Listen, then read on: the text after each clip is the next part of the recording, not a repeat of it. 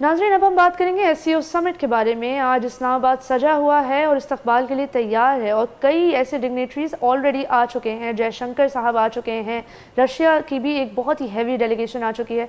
Moist, क्यों ना आप हमारे नाज़रीन को ज़रा और डिटेल्स बताएं, कौन से गेस्ट आ गए हैं और मज़ीद किन की तवक्का है? बिल्कुल, सबसे इम्पोर्टेंट तो चाइना के वज़ीर आज़म 11 साल के बाद पाकिस्तान पहुँचे, जहाँ उनका कल शानदार इस्तकबाल किया। वज़ीर आज़म शहबाज शरीफ ने उनको नूर खान एयरबेस पर उनका इस्तकबाल किया और फिर उसके बाद उनको वज़ीर आज़म हाउस आमद पर गार्ड ऑफ ऑनर भी दिया गया। और उसके बाद वफूद की सतह पर पाकिस्तान और चीन के दरमियान काफ़ी ज़्यादा अहम एग्रीमेंट्स हुए हैं। इसी तरह आज के दिन मज़ीद डेलीगेशंस भी आते रहेंगे और ये पूरे खित्ते और स्पेशली हमारे मुल्क के लिए एक बहुत बड़ा इवेंट है। और हम पूरी कौम की जानिब से और हम अपनी जानिब से भी तमाम मेहमानों को खुश आमदीद कहते हैं। और हमें उम्मीद है कि वो जो है पाकिस्तान की जो रिवायती जो हॉस्पिटैलिटी है उससे लुत्फ़अंदोज़ होंगे। और इस उम्मीद के साथ कि इस SCO समिट से चाहे वो इकोनॉमिक जो आपकी जो इकोनॉमिक स्टेबिलिटी हो, सिक्योरिटी के मामलात हो एंड स्पेशली इकोनॉमिक ग्रोथ की या डेवलपमेंट की बात होती है, वह टेक्नोलॉजी का जिक्र बड़ा अहम है।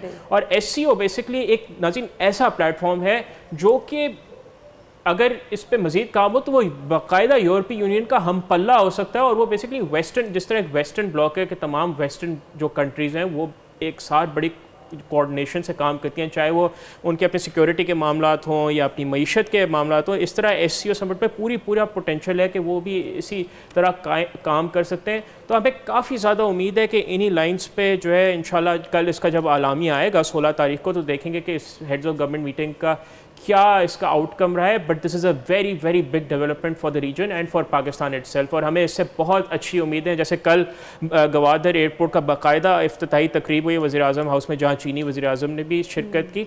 तो इस तरह के जो SCO ममालिक के जो तावन है, इससे हमें पूरी उम्मीद है कि जो हमारे ममालिक के जो बेसिकली तमाम SCO के ममालिक हैं उनके माबैन और उनकी आवाम के माबैन एक तो पीपल टू पीपल कनेक्शन बड़ा इंपॉर्टेंट है, वो भी होगा। एंड जो इकोनॉमिक फ्रेमवर्क पे उस पर काफ़ी तेज़ी से काम होगा। यहाँ ये भी बात करना बहुत ज़रूरी है कि SCO समिट से एक बहुत ज़्यादा पोटेंशियल है ओबोर के फाइनल स्टेज पर पहुंचने की। OBOR is basically the larger umbrella जिसके अंदर CPEC जैसे इनिशिएटिव्स आते हैं, वन बेल्ट वन रोड।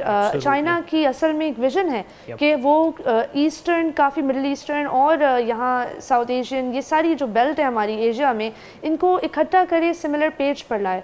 इसके कई फ़वाइद हैं। एक तो ये कि यूरोपियन यूनियन की तरह अगर हमारे रीजन में भी एक इस तरह की रीजनल कोऑपरेटिव ऑर्गेनाइजेशन होगी तो ना कि सिर्फ इकॉनमी और ट्रेड में बेहतरी आएगी बल्कि आपस में लोगों की रिश्तेदारियों में भी बेहतरी आएगी। कि जैसे हम देखें इंडिया और पाकिस्तान के जो तनाज़ात हैं उन सब को साइड पे करके आज जयशंकर मौजूद हैं पाकिस्तान में। ये पाकिस्तान के लिए काफ़ी बड़ी बात है।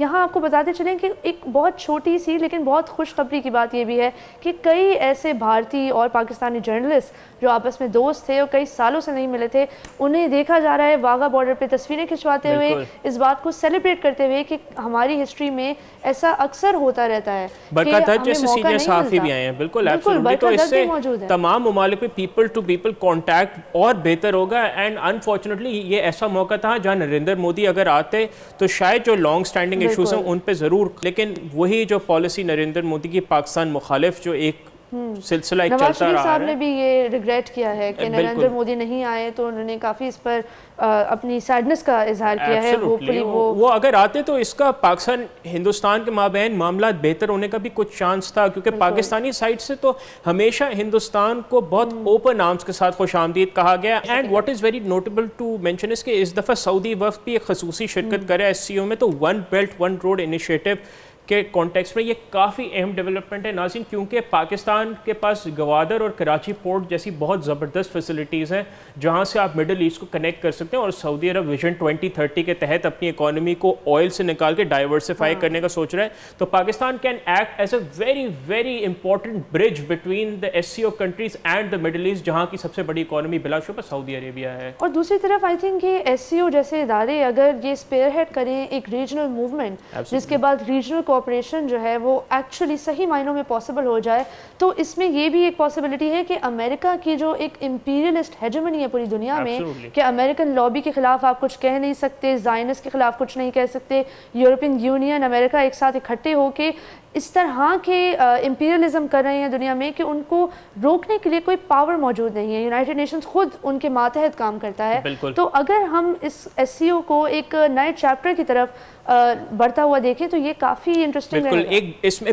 بے پناہ پوٹینشل ہے، اور اگر ہم اس پوٹینشل کو پراپرلی یوٹیلائز کرنے کی طرف گئے تو یہ پورے خطے اور ہمارے ملک کے لیے ترقی کا ایک نیا باب کھولے گا انشاءاللہ.